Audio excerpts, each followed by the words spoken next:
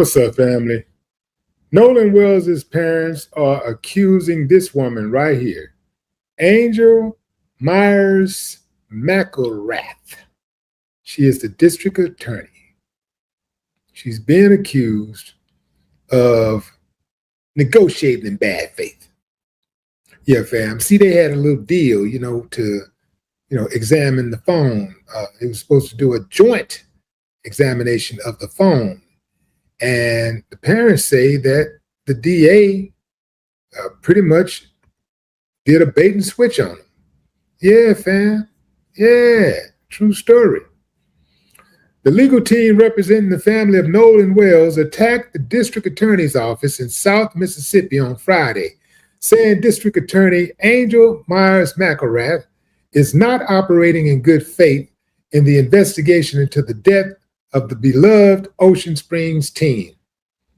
In a letter sent to McElrath on August 13th, the legal team said that Nolan's parents remain willing to facilitate a forensic examination of Nolan's phone, consistent with what both parties agreed on July 15th. According to the legal team, at that July 15th meeting, the parties agreed to jointly coordinate forensic examination of the phone using the digital forensics lab at Mississippi Gulf Coast Community College with possible FBI involvement. According to the legal team's correspondence, no date or time for that examination was ever set. Instead, check this out, family. Oh man, this is dirty right here.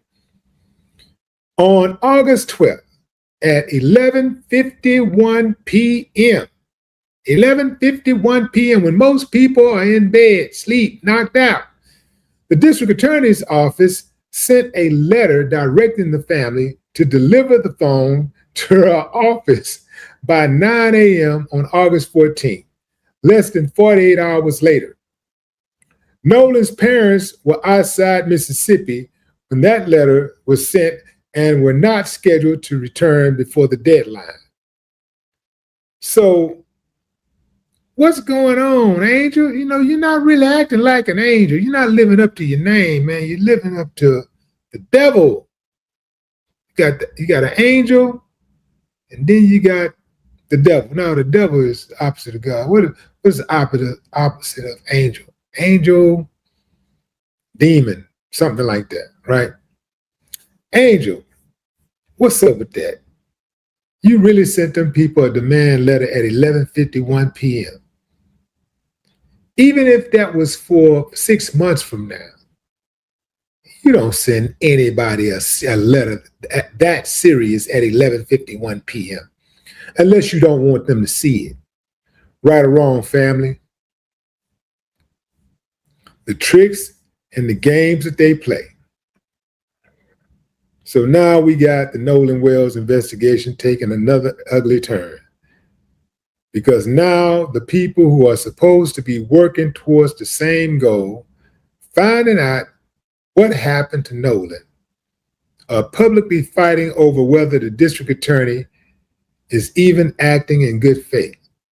And, as I think about it, fam, I'm going to be fair.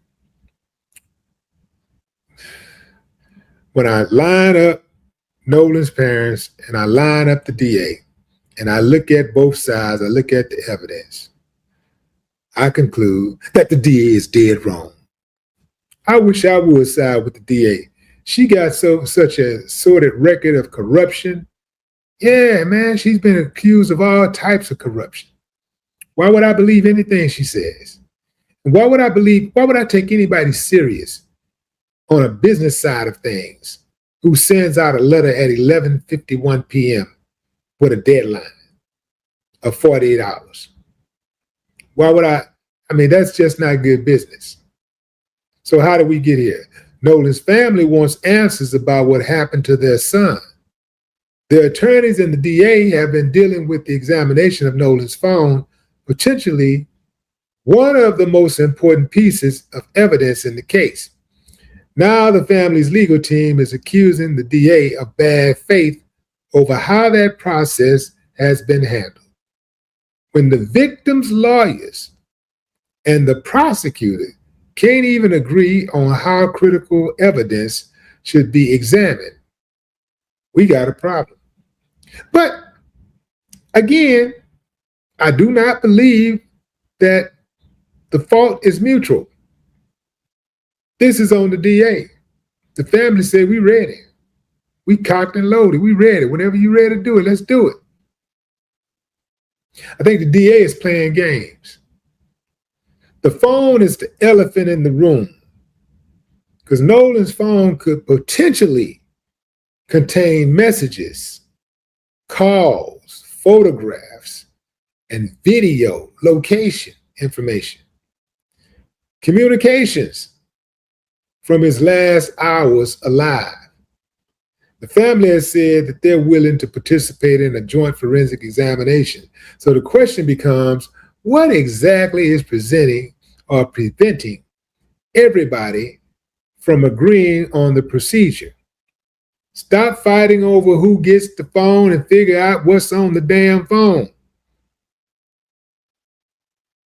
I think they had a deal, and I think that the DA broke that deal. I just don't trust her. And for her to send that letter out at 51 p.m., that just goes to show you she's either incompetent or corrupt. Pick one. The bad faith accusations are serious. Don't treat bad faith as your findings, though. You can't treat it as your findings.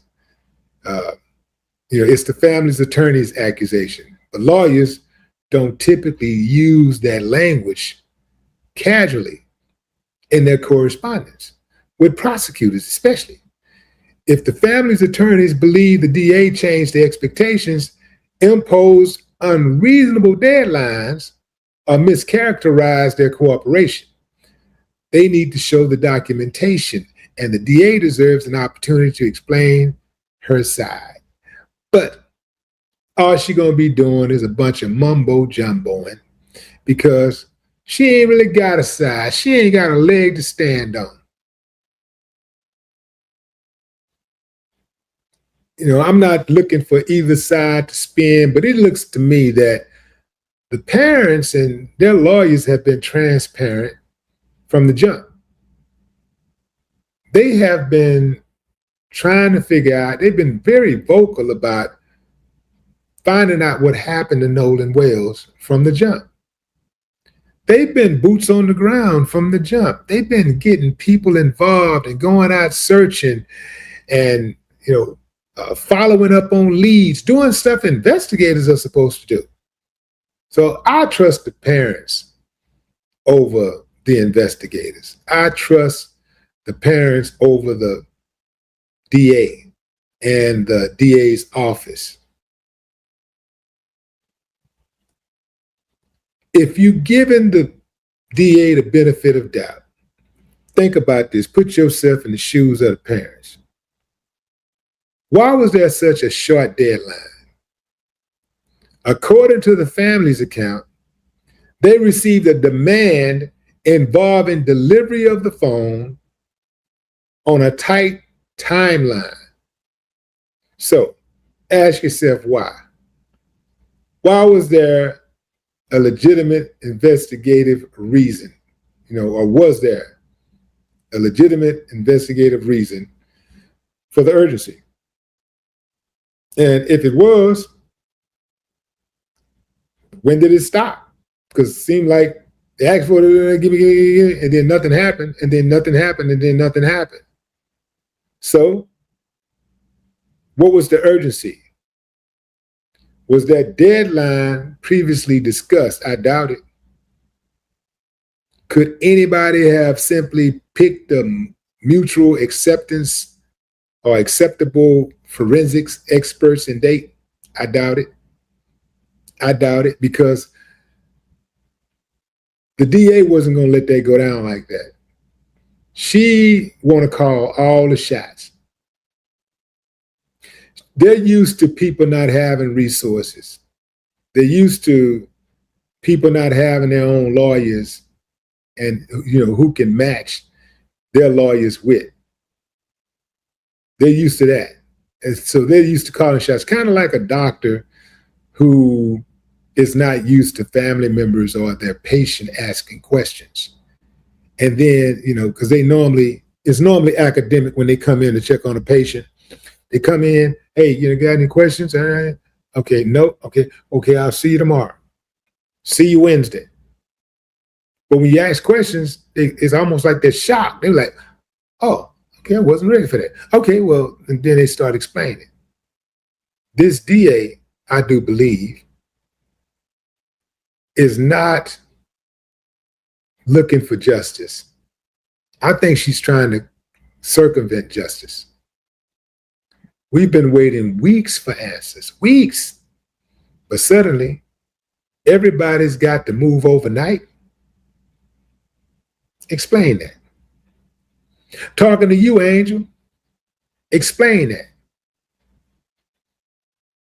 Everybody's been sitting tight for weeks. We're sitting tight for weeks. Now, all of a sudden, it's an emergency to get the phone. You got to send out a letter at 11:51 p.m. You could not have been serious about Nolan's family receiving that letter. Because I know if somebody send me something that late, they're probably going to have to tell me that they sent it, because I'm going to have to go back and dig. I have to dig. You get a lot of spam, you get a lot of messages, but you also get a lot of spam. I get a lot of messages. So I'm not looking for messages or emails from the night before. I'm looking for emails from today. If I'm in my email, if I'm in my inbox, I'm looking for emails from today, not yesterday. But what say you, fam? Drop a comment. I'd love to hear your thoughts. No more talk. And that brings us to the end of this Miami incident. This case is a reminder that what may seem like a minor decision on an aircraft can quickly lead to serious consequences when federal aviation rules and law enforcement are involved. What do you think? Was the response justified, or could the situation have been handled differently? Let us know your thoughts in the comments. If you enjoyed this legal breakdown, don't forget to like, subscribe, and turn on notifications for more real-world cases, courtroom moments, and legal analysis.